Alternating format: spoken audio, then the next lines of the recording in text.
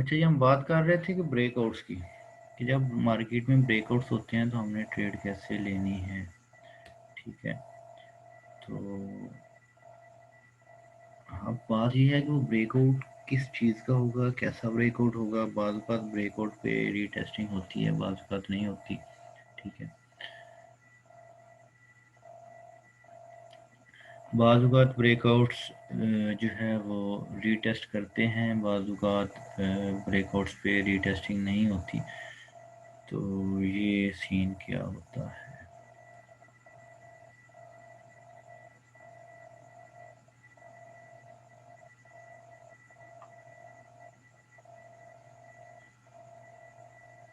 अब यहाँ पे देखें, ये एक ट्रेंड लाइन थी। ठीक है, ब्रेकआउट हुआ। ब्रेकआउट होने के बाद मार्केट ने कोई रीटेस्ट नहीं किया और सीधा जो है वो रवां हो गई ऊपर। ठीक हो गया। तो यहाँ पे अगर हम कहते हैं कि हमारी ट्रेड मिस हो गई है, तो मोस्ट ऑफ द टाइम जो है वो ट्रेड मिस हो जाती है। अच्छा, दूसरी चीज़ ये है कि अगर आप इस पे ना हर बंदा अपनी एक स्ट्रेटजी बनाता है। मैं जब मार्केट को देख रहा होता हूँ, मैं मार्केट को उस हिसाब से देखता हूँ। लेकिन मार्केट में जो है वो सिर्फ ब्रेकआउट्स नहीं होते। मार्केट में ब्रेकआउट्स की डिफरेंट टाइप्स हैं कि ट्रायंगल ब्रेक हो रही है, या फ्लैग ब्रेक हो रहा है, या स्पोर्ट ब्रेक हुई है, रेजिस्टेंस ब्रेक हुई है। तो प्रेशर क्या था, मोमेंटम क्या था, वॉल्यूम्स क्या थे। अगर आप मेरे चार्ट्स में देखें तो शायद आपको, अगर इस चार्ट में देखें तो ये नीचे आपको वॉल्यूम्स भी नज़र आ रहे हैं। ठीक है, तो उस टाइम पे वॉल्यूम्स क्या लग रहे थे। ठीक है, तो फिर जाके उस टाइम पे डिसाइड होता है कि आया कि इस पे रीटेस्टिंग का वेट करना है या नहीं करना। ठीक है, तो उस पे ट्रेड ले लेनी चाहिए या नहीं ले लेनी चाहिए। लेकिन ये है कि जब ब्रेकआउट कंप्लीट हो जाए, यानी कि कैंडल कंप्लीट हो जाए, क्लोज हो जाए। कंप्लीट होने से मुराद क्लोज हो जाए। जब कैंडल क्लोज हो जाती है तो आप उसमें ये देखें कि कैंडल में प्रेशर कितना था। ठीक है, अब यहाँ पे जो है मैं अभी जो आपको दिखा रहा था, किसमें, शायद यूरो पाउंड में दिखाई थी ये वाली। अब यहाँ पे जो ब्रेकआउट प्रेशर था ये बहुत ज़्यादा था इस जगह पे। ठीक है, तो ब्रेकआउट होता ही प्रेशर के साथ है। अगर प्रेशर नहीं होता तो ब्रेकआउट नहीं होता, ज़्यादा पॉसिबल नहीं होता ब्रेकआउट होना। ठीक है, यहाँ पे अगर देखें आप इस जगह पे, तो यहाँ पे भी एक रीजन बना। ठीक है, इस रीजन के बाद यहाँ से ब्रेकआउट, अब ये जो ब्रेकआउट कैंडल है इसको देखें, ये कितना ज़ोर से ब्रेकआउट हुआ। उसके बाद जो है वो उसने रीटेस्ट नहीं किया। तो आपकी जो ट्रेड बनती थी वो इस जो ब्रेकआउट कंप्लीट हुआ है, ब्रेकआउट की जो कैंडल क्लोज हुई है ऊपर, इससे अबव बनती थी। यानी इससे तकरीबन 5 पिप जो है आप ऊपर ट्रेड लेंगे। अगर ये यहाँ पे क्लोज हो रही है 0.9095 पे, तो आपकी जो ट्रेड बनती है 0.9100 से बनती है। इस वाले रीजन से आपकी ट्रेड बनती है, इस वाले रीजन से। ठीक है, इस रीजन से अगर मार्केट ऊपर निकलेगी तो आप ट्रेड करेंगे। ठीक है, ये जब ये ट्रेड शायद मुझे याद होगा, या मुझे लग रहा है कि 0.9100 से मैंने ये ट्रेड करवाई थी बाइंग में। ठीक हो गया। उसके बाद जो है जो ब्रेकआउट है वो देखा जाता है कि ब्रेकआउट वो किस तरह से रहा है, किस टाइप का ब्रेकआउट है। ठीक है, पैटर्न्स क्या बन रहे हैं उस जगह पे, और ब्रेकआउट के साथ है क्या। अगर फ्लैग ब्रेकआउट हो रहा है या कोई ट्रायंगल ब्रेक हो रही है तो उसके साथ कोई ऊपर सपोर्ट, रेजिस्टेंस, हॉरिजॉन्टल तो नहीं आ रही, कोई ट्रेंड लाइन तो नहीं आ रही उसके साथ। ये सारी चीज़ें हम आस्ते आस्ते इंशाल्लाह, लेकिन आप इतने कंफ्यूज हो रहे हैं मतलब अभी से इन सारी चीज़ों में, तो अभी से इन सारी चीज़ों में नहीं बढ़ना आपने। ठीक है, ये एक पूरा, अगर हम इसको देखें तो सिर्फ प्राइस एक्शन की बात करें तो अगर हम डेली भी 40 मिनट लगाएं तो पूरा हमें 1 महीना लगेगा, फिर जाके ये सारी चीज़ें जो हैं वो हम क्लियर कर पाएंगे। अभी इसके आगे जो फिबोनाची लेवल्स हैं वो सारे, वो भी प्राइस एक्शन में ही शामिल होते हैं।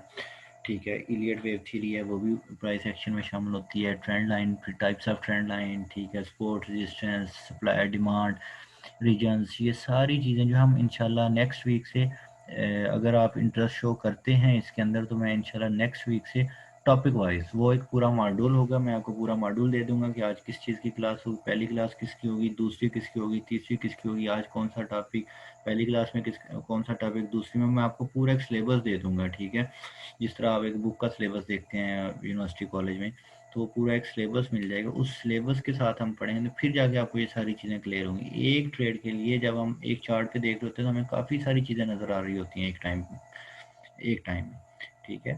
तो इसलिए जो है ना जो चीज़ें हैं वो, अब रिसेंट जो ट्रेड हुई थी यूरो जीबीपी में, जब यूरो जीबीपी में हम ट्रेड कर रहे थे तो उसके अंदर जो है वो ग्रुप में एक बंदे ने बाय करवा दी, ठीक है। तो पाउंड जो है वो बाय जा रहा है तो बाय कर ले। तो उस दौरान ग्रुप में रो रहे थे लोग कि यार हमारे जो है ना वो अकाउंट वॉश हो गए हैं, ठीक है। तो मार्केट जो है ना इस ट्रेंड के साथ चल रही थी। वो बंदा भी ठीक है अपनी जगह पे यार। आप देखें ना मार्केट यहाँ पे एक फ्लैग है, तो जब मार्केट एक फ्लैग में है, ये बेरिश फ्लैग में है, तो जो बेरिश फ्लैग है ना, इसने जब ब्रेक करना है तो किधर जानी है मार्केट, ऊपर ही जानी है ना। सॉरी बुलिश फ्लैग है, ठीक है। जब ये ब्रेक होगा तो मार्केट जो है ये ऊपर ही जाएगी। उस टाइम पे मार्केट इस रीजन के अंदर घूम रही थी, शायद इस रीजन के पास आसपास। तो मार्केट ने जैसे ही ये कैंडल बनाई नेक्स्ट, मैंने उस बंदे को टेक्स्ट भी किया था पर्सनली कि आप जो हैं वो मार्केट को बाय करवा रहे हैं लेकिन मार्केट जो है वो सेल में जा रही है। तो उन्होंने मुझे भी कोई रिप्लाई नहीं किया उस दिन ग्रुप में, तो चलें जो हो गया सो हो गया। लेकिन मार्केट ने यहाँ पे एक फार्मेशन दे दी थी कि मैं सेल में जा रही हूँ, ठीक है। ऊपर से ट्रेंड लाइन का प्रेशर भी था, मार्केट की फार्मेशन भी ऐसी थी, तो मार्केट ने यहाँ से नीचे, और ये pound GBP sorry euro GBP जो है ना, ये ऐसा पेयर है जब ये चलता है तो बस जो है ना वो अगली पिछली कसरें निकाल देता है। इसकी पिप वैल्यू जो है वो गोल्ड से भी ज़्यादा है। ये 1.30 सॉरी $0.13 जो है ये देता है, यानी इसकी एक पिप जो है वो 13 सेंट की मूव देती है। गोल्ड की एक पिप जो है वो 10 सेंट की मूव देती है। तो जब ये चला, ये 100 पिप भी चल जाए तो 0.01 के साथ भी ट्रेड हो तो $13 ले जाता है, ठीक है। तो ये चलता भी अच्छा खासा है। तो उस दिन भी ये अच्छा खासा चल गया और बहुत से लोग जो हैं वो रो रहे थे कि हमारे अकाउंट वॉश हो गए हैं, ये हो गया वो हो गया, ठीक है। एक तो मनी मैनेजमेंट लें और दूसरा ये लें कि मार्केट बिहेव क्या कर रही है। अभी ठीक है ये निकलेगा तो हमारी ट्रेड कब बनेगी, जब ये यहाँ से निकलेगा ऊपर, ठीक है। जब ये यहाँ से फर्ज किया यहाँ से ये बाइंग में जाता है और यहाँ से ये ऊपर जाएगा, फिर हम यहाँ पे इसमें बाइंग की एंट्री डालेंगे, ठीक है। ये जो बाइंग की एंट्री बनती है इसकी इस लेवल के आसपास जाके बनती है। ये 0.9156 है ये, ठीक है। इससे ऊपर जब ये जाएगा तो हम इसको बाय करेंगे और हमारे पास यहाँ से जो है एविडेंस मिल जाएगा कि यार ये यहाँ से अब ऊपर जा रहा है, ठीक है। दूसरी बात ये है, जिस तरह अभी ये कह रहा था, किसी ने कहा था कि ट्रेंड रिवर्स कब होगा। जब तक मार्केट जो है, ये किसी ने क्वेश्चन अभी पूछा हुआ था कि ट्रेंड रिवर्स कब होगा। अब देखें मार्केट जो है इस ट्रेंड लाइन के साथ साथ चल रही है। जब तक मार्केट इस ट्रेंड लाइन के साथ साथ नीचे आ रही है तो इसका डाउन ट्रेंड है, ठीक है।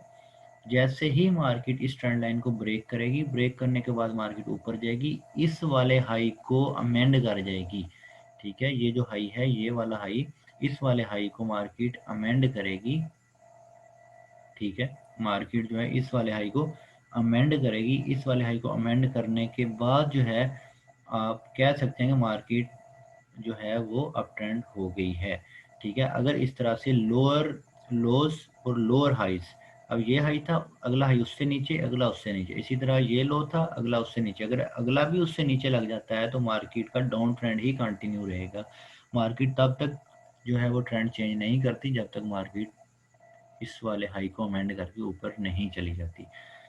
मुझे उम्मीद है कि उसका ये जो प्रॉब्लम था, ये वाला क्वेश्चन जो था ये क्लियर हो गया, ठीक है। उसके बाद जो नेक्स्ट है वो इसमें आप कोई इंडिकेटर यूज़ कर सकते हैं, ठीक है। तो इंडिकेटर्स में आप मूविंग एवरेज ले लें, जो ट्रेंड के इंडिकेटर्स हैं, ठीक है। मूविंग एवरेज है, इचिमोको है, पैराबोलिक सार है, स्टैंडर्ड डेविएशन है, ब्लिंगर बैंड्स हैं, ठीक है। मैं इनमें से जब प्राइस एक्शन की हम बात करते हैं तो हम उसमें से इंडिकेटर्स यूज़ नहीं करते। अगर आप लॉन्ग टर्म ट्रेंड देखना चाहते हैं तो आप 2 या 3 मूविंग एवरेज जो हैं वो देख लें, 200 की मूविंग एवरेज लगा लें, ठीक है। आप एक 100 की लगा लें और एक 50 की लगा लें, ठीक है।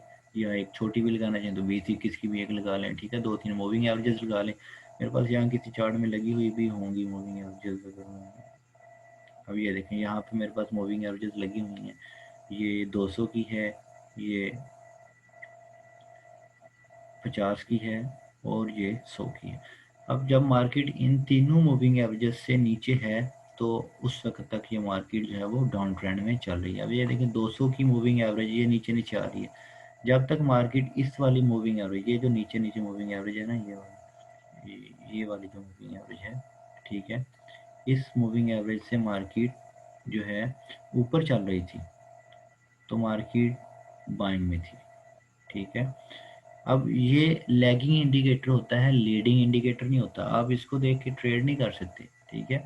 ये मार्केट के पीछे पीछे चलता है। अगर मार्केट चल रही है यहाँ पे, ये देखें अगली कैंडल पे, तो ये उससे पिछली कैंडल पे खड़ा हुआ जाके कहीं, ठीक है। ये मार्केट के आगे नहीं चलता, मार्केट के पीछे पीछे चल रहा है। अब जब तक मार्केट इन तीनों मूविंग एवरेजेस को क्रॉस करके ऊपर नहीं चली जाती, अब देखना ये 200 के अब नीचे आ गया। अब ये वाली 200 चली, मैं इसका कलर जो है वो चेंज कर देता हूँ। तो ये ब्लू है तो मैं इसको ब्लैक कर देता हूँ, ठीक है। थोड़ी सी साइज इसका। अब ये 200 की जो ब्लैक है ना, इसके नीचे आ गई है मार्केट। जैसे ही इसके नीचे आई है मार्केट ने यहाँ से इसको टच किया, दोबारा से वापस हो गई मार्केट। तो ये जब तक ये 200 के ऊपर नहीं हो जाती तो लॉन्ग टर्म ट्रेंड जो है वो हमें यही बताएगा कि ये डाउनवर्ड है, मार्केट का ट्रेंड जो है वो डाउनवर्ड है। और दूसरी चीज़ ये है कि अब ये 50 से ऊपर है या 100 से ऊपर चली जाती है तो हम यही वेट कर सकते हैं कि ये 200 से भी वापस आ सकती है, ठीक है।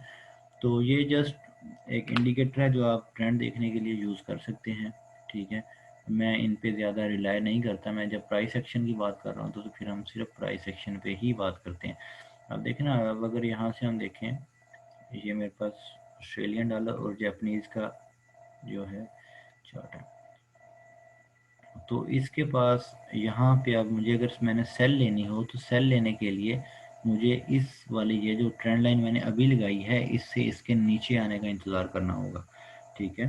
जैसे ही इससे नीचे आएगी, और हो सकता है इसको रीटेस्ट करने के बाद जब वापसी हो मैं तब जाके इसमें ट्रेड करूँगा। दूसरी चीज़ ये है कि अगर आप इसमें देखें तो यहाँ पे ये वाला जो रीजन है इसके पास हॉरिजॉन्टल सपोर्ट के तौर पे भी काम कर रहा होगा। ये यहाँ पे भी ये हॉरिजॉन्टल सपोर्ट और रेजिस्टेंस के तौर पे, ये देखें यहाँ पे रेजिस्टेंस के तौर पे काम कर रहा है, ठीक है। ये वाला रीजन यहाँ पे रेजिस्टेंस, यहाँ पे रेजिस्टेंस, यहाँ पे रेजिस्टेंस,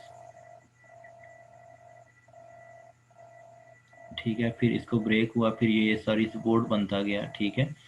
तो ये इसी तरह, अब अगर ये यहाँ से इसको ब्रेक करके नीचे आएगा तो मैं इसमें सेल की ट्रेड लूँगा, अदरवाइज़ मैं वेट करूँगा। और मार्केट के गुनाहों में से एक गुनाह है कि मार्केट को चेज़ नहीं करना। चेज़ करने से मुराद ये है कि मार्केट जहाँ भी पहुँची होती है आप ट्रेड ले लेते हो, यार यहाँ से ऊपर जाएगी या यहाँ से नीचे, नहीं। आप अपने लेवल्स ड्रा करो और उन लेवल से जब तक मार्केट नहीं निकलती आप ट्रेड ना लें।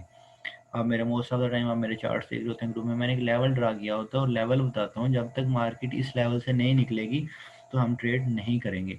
रिसेंटली जब हमने गोल्ड की बात की थी तो मैंने क्या कहा था कि मैं 1875 तक बाइंग नहीं करूँगा, ठीक है। जब तक मार्केट 1875 से ऊपर नहीं जाती मैं बाइंग नहीं करूँगा। और मैंने उस पर एक लेवल जो है वो अपना ड्रा किया हुआ था और उस लेवल की बिना पे मैंने कहा था कि मार्केट 1875 तक जब तक नहीं जाएगी मैं ट्रेड नहीं लूँगा, ठीक हो गया। तो उसके बाद जो है अभी जब मैंने रिसेंटली इसको सेलिंग के लिए मैं वेट कर रहा था तो मैं इस रीजन का वेट कर रहा था कि इस रीजन में आप देखना ये हॉरिजॉन्टल मार्केट के पास यहाँ पे एक ऊपर एक रेजिस्टेंस थी इस रीजन के पास, ठीक है। 1900 के रीजन, अब 1870 से लोग जो है वो सेलिंग शुरू हो गए थे।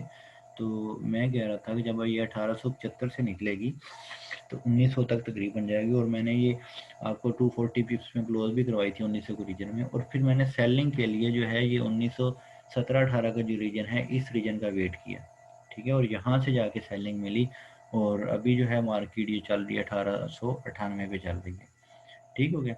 तो मार्केट को इस तरह से देखा करो कि मार्केट जब, अब देखें ना इसको D1 में अगर आप देखें तो D1 में भी आपके पास यहाँ पे एक ये बता रहा था कि भाई मेरा ट्रेंड जो है वो डाउनवर्ड ही है, ठीक है। और ये देखें ये एक ट्रायंगल है, यहाँ पे एक ट्रायंगल बन रही है। अब ये ट्रायंगल जब भी ब्रेक होगी, ये डाउनवर्ड ब्रेक होगी, और डाउनवर्ड ब्रेक होने का आप देखें इसने रीटेस्ट कर लिया, रीटेस्ट करने के बाद यहाँ से वापसी हुई मार्केट की। और हो सकता है मार्केट आने वाले दिनों में, ये एक लॉन्ग टर्म की बात कर रहा हूँ, कल परसों की बात नहीं कर रहा, ये कोई यहाँ तक 1650 40 तक जो है ना, या 1500 तक, इस रीजन में हमें गोल्ड मिल सकता है।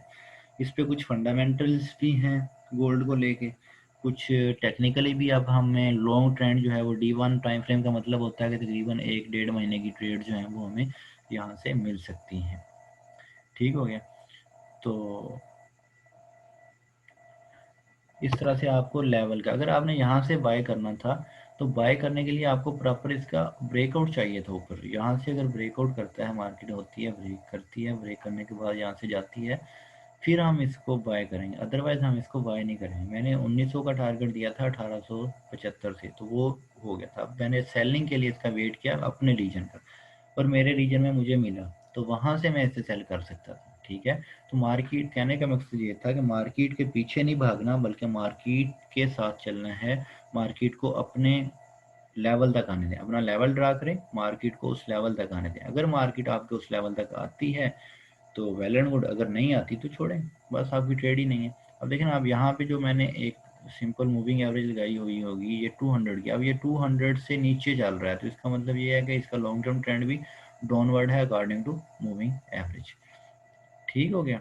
तो यहाँ तक उम्मीद है कि बात क्लियर होगी। अब एक क्वेश्चन था कि जो कैंडल्स बनती हैं, किसी की शैडो लंबी होती है, किसी की शैडो छोटी होती है। मैं इसे जूम करके दिखा देता हूँ। हम कोई एक कैंडल जो है वो सिलेक्ट कर लेते हैं। ठीक है। किसी की कैंडल जो है वो लंबी है शैडो, किसी की छोटी। असल में ये होता है, ये 1 घंटे का टाइम फ्रेम है। 1 घंटे में, अब यहाँ पे ये वाली जो कैंडल है, नीचे रेड वाली जो कैंडल बनी हुई है, ठीक है, इस वाली कैंडल, रेड वाली कैंडल का यहाँ पे मतलब ये है कि ये कैंडल बेरिश कैंडल थी। ठीक है। बेरिश मतलब ये है कि ये डाउनवर्ड गई है। यहाँ पे बायर्स और सेलर्स में से जो सेलर्स थे वो जीते, उनका प्रेशर ज़्यादा था, तो मार्केट ने बेरिश कैंडल बनाई, यहाँ से मार्केट नीचे को आई है। ठीक हो गया।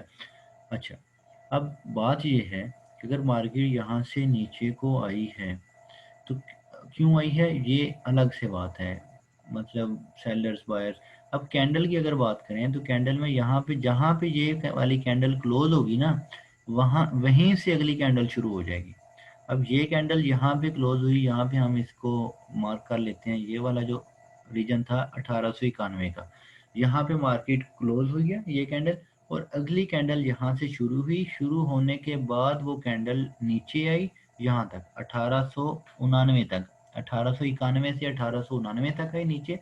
फिर यहाँ से मार्केट जो है उसकी प्राइस यहाँ तक क्यों आई, क्योंकि सेलर्स का प्रेशर जैसे ऊपर से आ रहा था वैसे ही सेलर्स का प्रेशर यहाँ तक नीचे तक आया। नीचे तक आने के बाद यहाँ से बायर्स ने कुव्वत पकड़ी। अब यहाँ से ऊपर से, यहाँ से सेलर्स का प्रेशर आ रहा है, यहाँ से फिर बायर्स ने कुव्वत पकड़ी, उनका ये साइकोलॉजी का लेवल उन्हें मिल गया। यहाँ से बायर्स ने जो है वो कुव्वत पकड़ी, और कुव्वत पकड़ने के बाद,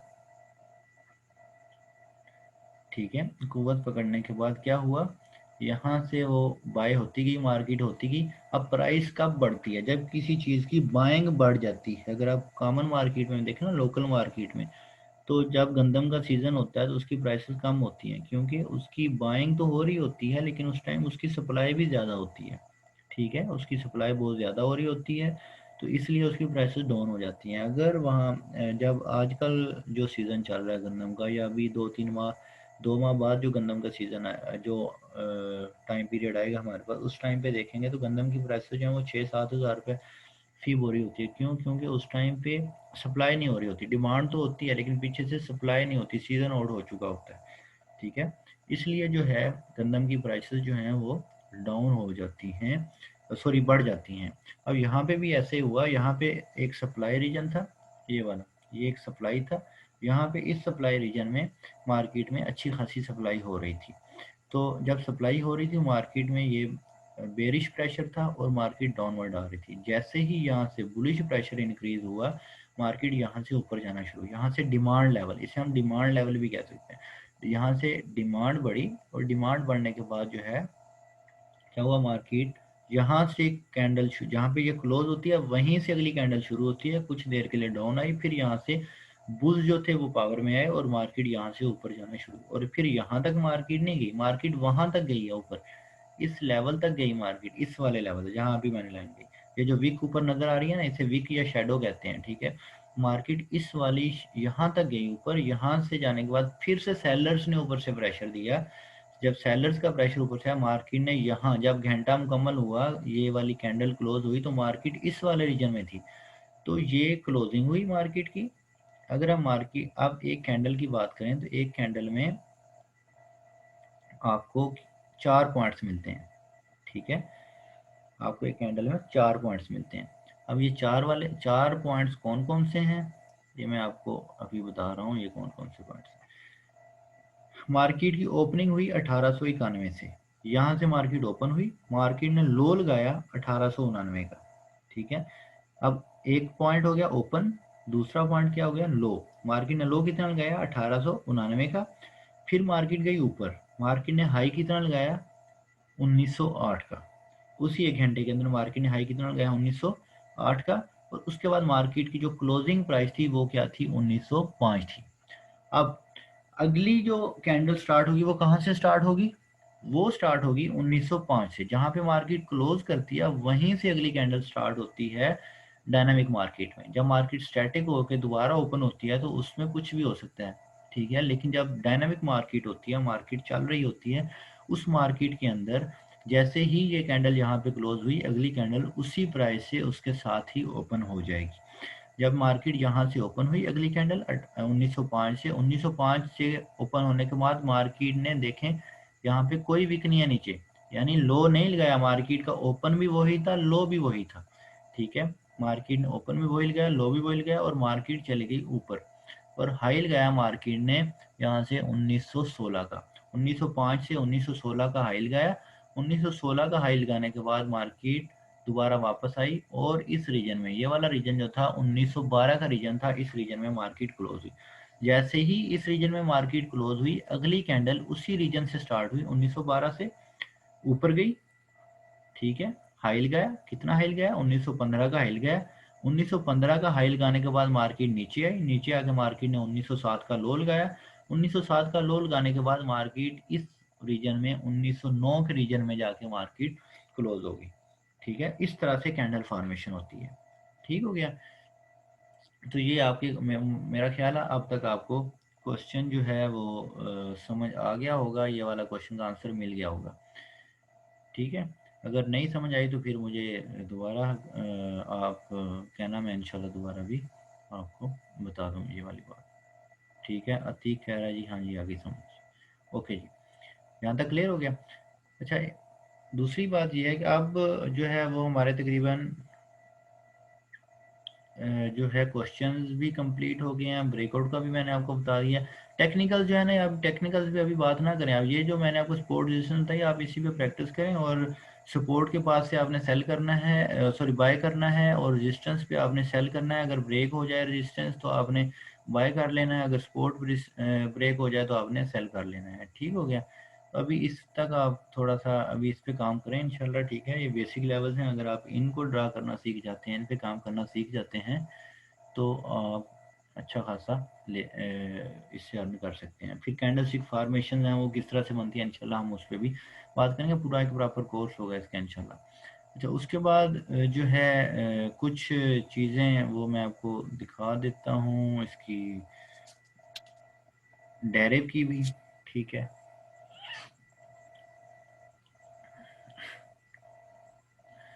ये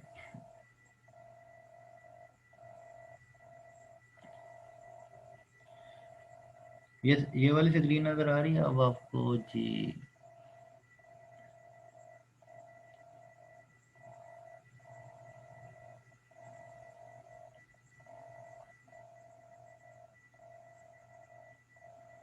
ठीक है। ये अभी उसके लिए है, ज़िशान के लिए, वो पहले क्वेश्चन कर रहा था कि सर क्या वो इसमें मतलब प्रॉफिट्स होते हैं या नहीं होते या किस तरह से होते हैं, ठीक है। तो मैं आपको जो है यहाँ पे रियल अकाउंट जो है वो दिखा रहा हूँ अपना। ये मेरा सेल्फ का रियल अकाउंट है डायरेक्ट में, ठीक है। ये मैंने डायरेक्ट में एक छोटा सा अकाउंट रखा हुआ जस्ट अपॉर्चुनिटी को कैच करने के लिए। ये मैंने रिसेंटली अभी क्लास शुरू करने से कोई 5-10 मिनट पहले मैंने ट्रेड ली थी, ठीक है। ये यहाँ पे शो भी हो रही है इस वाले रीजन में, ठीक है, शो हो रही है ये ट्रेड। ये यहाँ से मैंने इसको बाय किया था और यहाँ पे जाके मैंने ये ट्रेड जो है ये क्लोज की। क्लियर हो गया।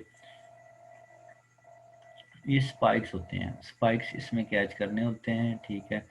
तो अभी उसने बात की तो मैंने कहा चले मैं आपको अपना रियल अकाउंट जो है वो दिखा देता हूँ।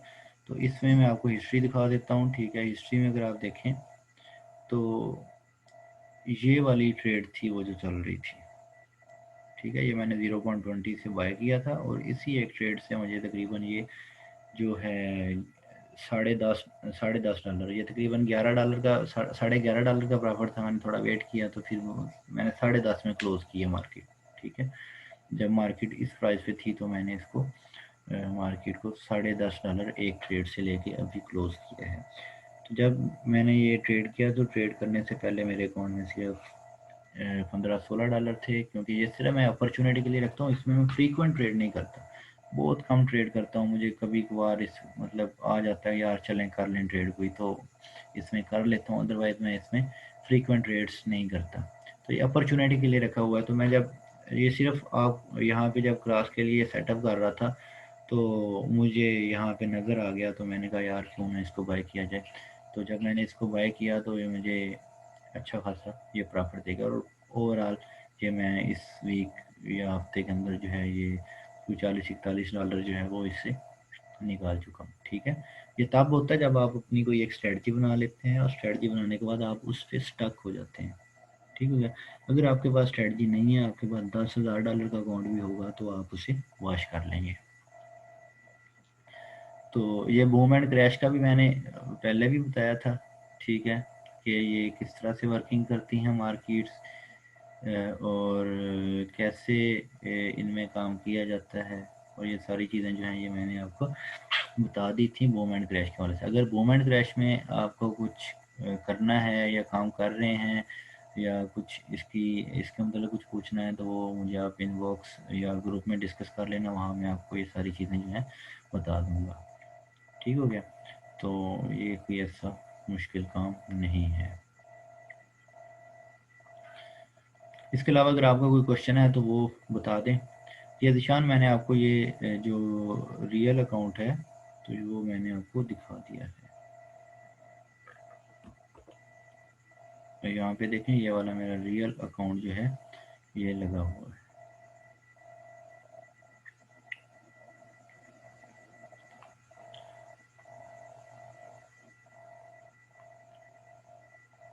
तो इससे प्रॉफिट्स होते हैं यार, सिर्फ आप अपनी स्ट्रेटजी को लेकर स्टक हो जाएं, उसके बाद जो है वो आप इससे प्रॉफिट ले लेते हैं।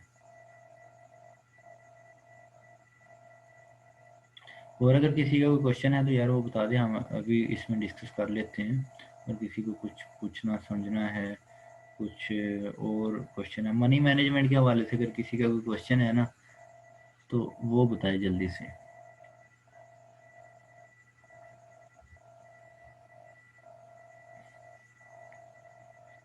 मनी मैनेजमेंट की समझ आ गई थी सब लोगों को? ये बताएं अगर इस पे किसी का कोई क्वेश्चन है मनी मैनेजमेंट पे तो वो बता दें, तो इंशाल्लाह वो मैं अभी यहाँ पे ही हम इंशाल्लाह क्लियर कर लेते हैं इस क्वेश्चन को। अगर नहीं है तो हम इसको ऐड करते हैं यहाँ पे। ये वाला फार्मूला भी मैंने आपको बता दिया था कि ट्रेड कैसे निकालते हैं मैंने मनी मैनेजमेंट के हिसाब से। उसके बाद मैंने आपको एक वेबसाइट भी बता दी थी कि वेबसाइट से ट्रेड के। इसके अलावा आपके पास ना मैं आपको चलें हमारे पास कोई 5-7 मिनट्स हैं तो मैं आपको ये दिखा देता हूँ। कुछ वेबसाइट्स हैं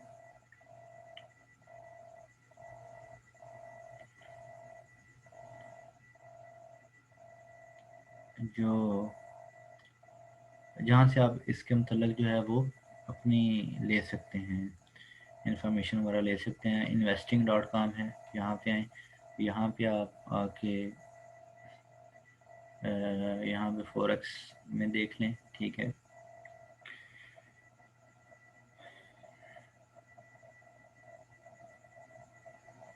इस पे यहाँ पे आपको फॉरेक्स की सारी न्यूज़ वगैरह कि दुनिया में क्या चल रहा है, ठीक है। उसके अलावा अगर आप यहाँ पे इसके एनालिसिस टेक्निकल्स देखना चाहें तो आप टेक्निकल्स भी देख सकते हो मार्केट के, ठीक है। टेक्निकली मार्केट के पास सपोर्ट्स क्या बन रही हैं, रेजिस्टेंस क्या बन रही हैं, फिबो लेवल्स क्या आ रहे हैं मार्केट के पास, ठीक है। पिवट पॉइंट्स क्या हैं मार्केट के, एनालिसिस क्या है टेक्निकली, ठीक हो गया। मूविंग एवरेजेस क्या बता रही हैं, ठीक है। ये यूरो यूएसडी के इस टाइम पे सारी मूविंग एवरेज जो हैं वो कह रही हैं कि बाइंग में जा रहा है, ठीक है। तो सारी की सारी मूविंग एवरेज जो हैं वो ये कह रही हैं कि वो बाइंग में जा रहा है। उसके बाद यूएसडी जेपीवाई की कुछ बाइंग में है, कुछ सेलिंग में है, तो ठीक है। यहाँ पे आप इसको जो है यूरो यूएसडी का जो टेक्निकल इंडिकेटर्स हैं वो कह रहे हैं जी स्ट्रॉन्ग सेल कर लें आप, ठीक है। पिवट पॉइंट्स जो हैं वो उन्होंने 1.1713 दिया हुआ है यहाँ पे, ठीक है। उसके बाद रेजिस्टेंस 1.1716 की है। तो आप यहाँ से इसको देख के आप काफ़ी सारा जो है वो चीज़ें देख सकते हो कि ये क्या चल रहा है। उसके अलावा आप जो है tradingview.com जो है ट्रेडिंग व्यू, उस पे जाके आप देख सकते हैं, ठीक है। tradingview.com पे जाएँ, वहाँ पे जाके आपको सारी चीज़ें जो हैं वो मिल जाएंगी। यहाँ पे मार्केट्स के स्क्रीनर्स हैं, ठीक है। फॉरेक्स स्क्रीनर है, इस पे आप क्लिक करेंगे तो आपके पास फॉरेक्स के जो हैं वो सारे पता चल जाएगा कि फॉरेक्स में क्या हो रहा है, ठीक है। ये देखें आजी कैड है जी, सेल बाय ये सारा एंड पे इस जगह पे आप देखें ना, इस जगह पे तो ये सारी चीज़ सेल बाय, कौन सी चीज़ सेल में जा रही है, कौन सी बाइंग में जा रही है, ठीक है। इस पे ये ओवरव्यू होता है, ठीक है। उसके बाद परफॉर्मेंस की बेसिस पे आप देख सकते हैं, ठीक है, क्या परफॉर्मेंसेस जा रही हैं। उसके बाद ऑसिलेटर्स, ठीक है, ऑसिलेटर्स क्या कह रहे हैं, ठीक है। सेल कह रहे हैं, कोई न्यूट्रल कह रहा है, कोई बाय कह रहा है, ठीक है। उसके बाद ट्रेंड को देखते हुए कोई बाय कह रहा है, कोई सेल कह रहा है, ठीक है। ये सारी चीज़ें तो आप यहाँ से स्क्रीनर से ले सकते हैं। यहाँ तक आप इन वेबसाइट्स को यूज़ कर सकते हैं।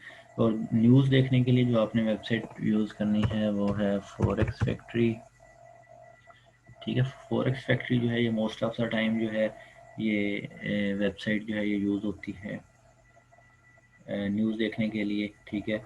तो यहाँ पे डाटास न्यूज़ ये सारी चीज़ें यहाँ पे आज देखें, आज टुडे आज एक ही ऑस्ट्रेलियन डॉलर का डाटा था। मैं देखते हैं कि नेक्स्ट जो है हमें 4 5 5 को मंडे है, और मंडे ट्यूसडे 2 दिन का हम देख लेते हैं। अब देखें मंडे को एक इम्पोर्टेंट डाटा है 7 बजे, ये जो फुल रेड कलर होता है ना ये इम्पोर्टेंट होता है, ठीक है। ये थोड़ा सा लेस इम्पोर्टेंट होता है, बाकी जो है वो सारा होता है। तो ये इम्पोर्टेंट है। ISM नॉन मैन्युफैक्चरिंग PMI है, इसमें जो है प्रीवियस डाटा वो 56.9 आया था, जो फोरकास्ट है वो 56.3 की है।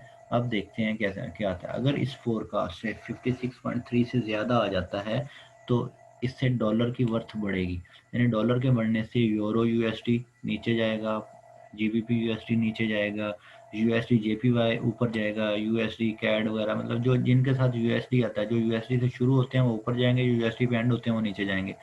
गोल्ड जो है वो नीचे जाएगा अगर ये डाटा इससे ज़्यादा आ जाता है एक्चुअल से, ठीक है।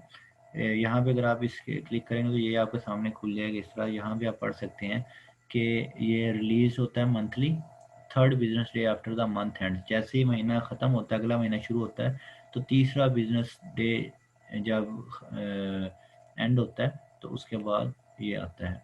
अच्छा, उसके बाद जो है actual greater than forecast is good for currency, यानी ये फोरकास्ट से अगर ज़्यादा आ जाएगा तो ये करेंसी के लिए अच्छा होता है। प्रीवियस डाटा जो था सितंबर की जो थर्ड को आया था वो ये था 58, उन्होंने उससे पीछे था जो ये देखें अगस्त में आया था, फोरकास्ट 57 की थी, एक्चुअल जो आया था 56.9 आया था। यानी कि अगर ये फोरकास्ट से ज़्यादा आता तो गुड फॉर करेंसी होता। तो उससे पिछले मंथ में उन्होंने 55 की फोरकास्ट की थी, 58 आया था, तब जो है वो डॉलर को जो है वो स्ट्रांग हुआ था डॉलर। ठीक हो गया। तो ये हमारे पास इंपॉर्टेंट डाटा होगा नेक्स्ट वीक में। उसके बाद ट्यूसडे को हमारे पास ऑस्ट्रेलियन डॉलर के डाटाज हैं, ये कैश रेट वगैरह, ठीक है, ये आरबीआई रेट स्टेटमेंट्स वगैरह जो हैं। फिर ऑस्ट्रेलियन डॉलर का डाटा है, फिर यूरो का डाटा आएगा, ठीक है, एनुअल बजट किसका, ये ऑस्ट्रेलियन डॉलर का एनुअल बजट रिलीज है, यूरो का डाटा आएगा, ठीक है। ईसीबी प्रेसिडेंट जो है वो उसने कोई स्पीच वगैरह करनी है। फिर यूरो का डाटा आएगा शाम 6 बजे, फिर 7:40 में जो फेड चेयर पावल है वो बोलेगा, ठीक है, उसने स्पीच करनी है। तो उस टाइम पे आप देखें, जिस टाइम पे ये डाटा आना होता है इस टाइम पे ज़रा मार्केट से दूर रहें, तो इस टाइम पे आप मार्केट में ट्रेड ना लें। उसके अलावा यहाँ पे सारी न्यूज़ होती है, आप इस न्यूज़ को देखें, ठीक है। यहाँ पे एनालिसिस भी लोग पोस्ट कर चुके होते हैं, आप उनको भी देखें, क्या कह रहे हैं लोगों के पॉइंट ऑफ व्यूज़ क्या हैं, ठीक है। ये सारी चीज़ें आप यहाँ से देख सकते हैं फॉरेक्स फैक्ट्री से।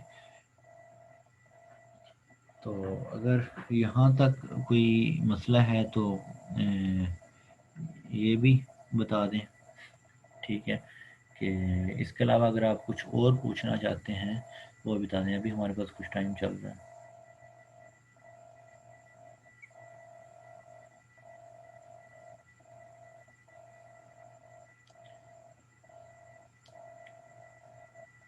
क्लियर हो गया सबको? अगर क्लियर हो गया तो हम इसको एंड करें। जी, इन वेबसाइट्स के नेम जो हैं वो मैं दे दूंगा आपको, ग्रुप में भी बता दूंगा। ट्रेडिंग व्यू है एक वेबसाइट का नाम, investing.com है, और फॉरेक्स फैक्ट्री है। अभी 2 मिनट हैं, चले मैं आपको एक और चीज़ दिखाता हूँ, cftc.tc.gov एक वेबसाइट है।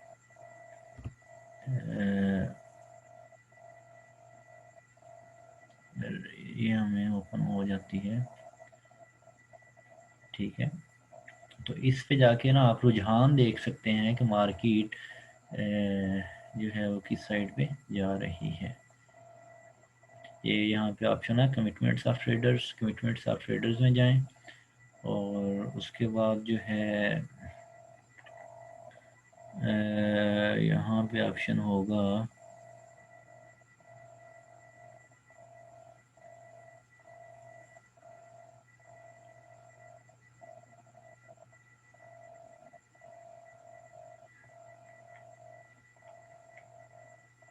ये मेटल्स एंड अदर्स में देख लें, long format, short format, long format, ठीक है। टाइम कम है तो मैं इसलिए जल्दी जल्दी से इसका आपको बता देता हूँ। आप इस पर क्लिक करें तो यहाँ पे आपके पास इस तरह का डाटा शो हो जाता है। इसमें आप देखें, इस डाटे के अंदर यहाँ पे नीचे आपको मिल जाएगा गोल्ड, ठीक है। जो गोल्ड वाले हैं ये यहाँ पे ये वाला गोल्ड है, ठीक है। गोल्ड में इस टाइम पे जो यूज़र्स हैं लॉन्ग में, लॉन्ग का मतलब होता है बाइंग, जो लोग कहते हैं गोल्ड की प्राइस ऊपर जाएगी उनकी पोजीशन है 18,095, ठीक है। जो लोग कह रहे हैं कि गोल्ड नीचे जाएगा, ठीक है, उनकी पोजीशन है 1,14,937। ये इंस्टीट्यूशनल होल्डिंग्स होती हैं, क्योंकि आम छोटे मोटे वो नहीं होते, ये इंस्टीट्यूशन जो बड़े ब्रोकर हैं वो क्या कर रहे हैं उनको दिखा रहा होता है। मोस्टली लोग कह रहे हैं कि गोल्ड जो है वो नीचे जाएगा, ठीक हो गया। ये यहाँ पे लिखा हुआ है प्रोड्यूसर्स या मर्चेंट्स, ठीक है, जो प्रोसेसर